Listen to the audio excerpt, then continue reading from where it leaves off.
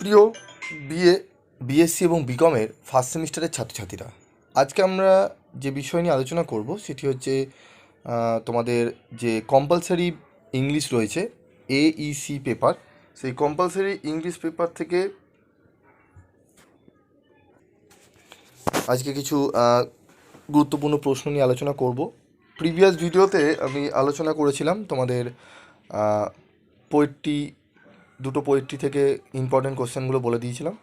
তো আজকে যে পোয়েট্রি আলোচনা করব সেটি হচ্ছে where the mind is without fear, Rabindranath Tagore. তো এখান থেকে কী কী গুরুত্বপূর্ণ প্রশ্ন আসবে সেগুলো একটু আমরা দেখে নেব, ঠিক আছে? তো দেখে নাও তোমরা এক এক করে প্রশ্নগুলো, ঠিক আছে? First question answer C, second question answer D. কোশ্চেনগুলো পারলে তোমরা খাতায় নোট ডাউন করে নিতে পারো, যাদের বই নেই, যারা বই এখনও কেনোনি, যারা ঠিকমতো জানোই না যে সাবজেক্টটির সিলেবাস কী, তাদের জন্য বলবো তোমরা প্রিভিয়াস ভিডিওগুলো একটু ফলো করো। আমি পিভি স্টাডি ক্লাসে যে প্রিভিয়াস ভিডিওগুলো দিয়েছিলাম, ঠিক আছে, সেখানে সিলেবাস এবং প্রত্যেকটা পোয়েট্রি থেকেই কী কী গুরুত্বপূর্ণ প্রশ্ন আসবে সেগুলো আমি আলোচনা করে দিয়েছি, ঠিক আছে? সেগুলো তোমরা খাতায় নোট ডাউন করে নাও এবং আমি কবিতাগুলি বাংলা অনুবাদ করে দেবো, সেগুলো একটু শুনলেও তোমরা অনেকটা উপকার পাবে। এবং যদি তোমরা মনে করো না স্যার আমাদের একটু যদি যে বইতে পোয়েট্রির যে মিনিংগুলো রয়েছে বা পোয়েট্রিটা রয়েছে তার যদি পিডিএফ আকারে দেন তাহলে খুবই উপকার হয়। আমি অবশ্যই, তোমরা কমেন্ট বক্সে লিখে জানিও, আমি দেওয়ার চেষ্টা করব।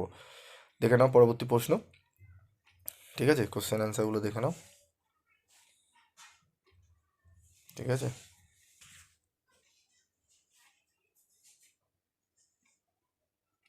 ঠিক আছে, দুটো কোশ্চেনই অ্যান্সার হবে, দেখে নাও, ঠিক আছে?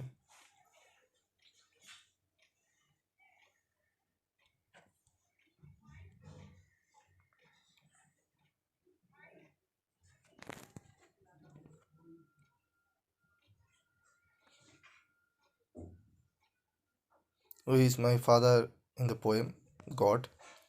পরবর্তী প্রশ্নের অ্যান্সার দেখে নাও। A, India was under British rule. To whom does Tagore address the poem? God. The poem where the mind is without fear appears as poem dash in Gitanjali 35. Okay. When was Gitanjali published? 1910. When was the English translation of Gitanjali published? 1912.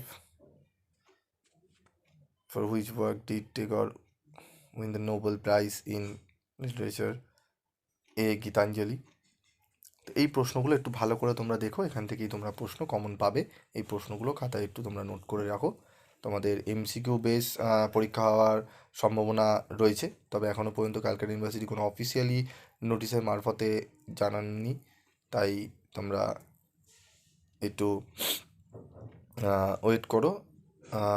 তোমরা যেরকম পড়ছো সেরকম পড়তে থাকো। তোমাদের অনেক বিভিন্ন channel বিভিন্ন রকম বলছেন, তবে তোমরা কলেজে যে প্রফেসর ম্যাডামরা পড়াচ্ছেন সেখানে তোমরা জিজ্ঞেস করবে, সেখানে ম্যাক্সিমাম দেখবেই এমসিকিউ রিলেটেডই প্রশ্ন হবে, সেটি আলোচনা করা হচ্ছে, ঠিক আছে?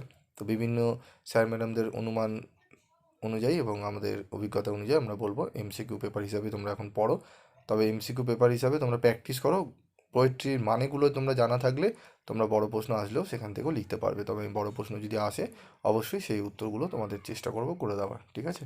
আজকের মতো এটুকুই, দেখা হচ্ছে পরবর্তী ভিডিও ক্লাসে। সকলে ভালো থাকো, সুস্থ থেকো।